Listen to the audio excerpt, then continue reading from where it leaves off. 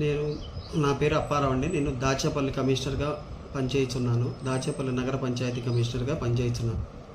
ఈరోజు మార్చి నెల 1వ తారీఖు అవటం వలన పింఛన్దారులకు పింఛన్లు బట్వాడా చేయటం గాను ప్రభుత్వం వారి నుంచి నిధులు మంజూరు చేసి రిలీజ్ చేశారు.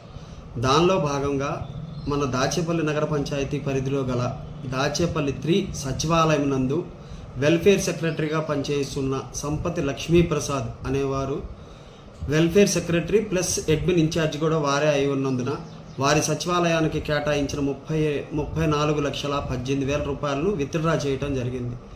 అవి మొత్తము వచ్చేసి 8 మందికి బట్వాడా చేయాలి. సచివాలయ సిబ్బందికి 8 మందిలో 6గురికి బట్వాడా చేసి మిగిలిన 2కి అతను పంచాల్సింది వేరే వాళ్ళకి పంచాల్సిన 8,43,500 రూపాయలు అతని వద్దే ఉంచుకున్నారు. రాత్రి ఈరోజు ఉదయము మేము పెన్షన్లు బట్వాడా విషయమై అన్ని వార్డులు పరిశీలిస్తూ ఉండగా దాచేపల్లి 3 పరిధిలో గల 9వ వార్డు దగ్గరికి వెళ్ళగా అక్కడ పింఛన్దారులు నిలబడి ఉండగా ఏందమ్మా ఇంకా ఇక్కడే ఉన్నారని అడగా ఆ పెన్షన్లు పంపిణీ చేసే సిబ్బంది ఇంకా రాలేదని తెలిపి ఉన్నారు.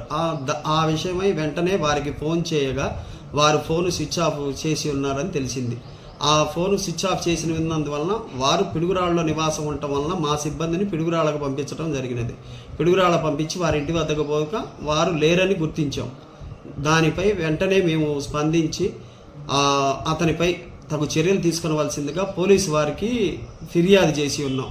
పోలీసు వారు కూడా త్వరలో వారిని కనిపెట్టి సదరు మొత్తం రికవరీ చేయడానికి చర్యలు తీసుకుంటామని తెలిపి ఉన్నారు. బాధిత పింఛన్దారులకు ప్రభుత్వం వారి నుండి కలెక్టర్ వారి దృష్టికి తీసుకొని వెళ్ళాము. వారి ద్వారా వారికి పింఛన్లు బట్వాడా చేయుటకు తగు చర్యలు తీసుకొంటున్నాము.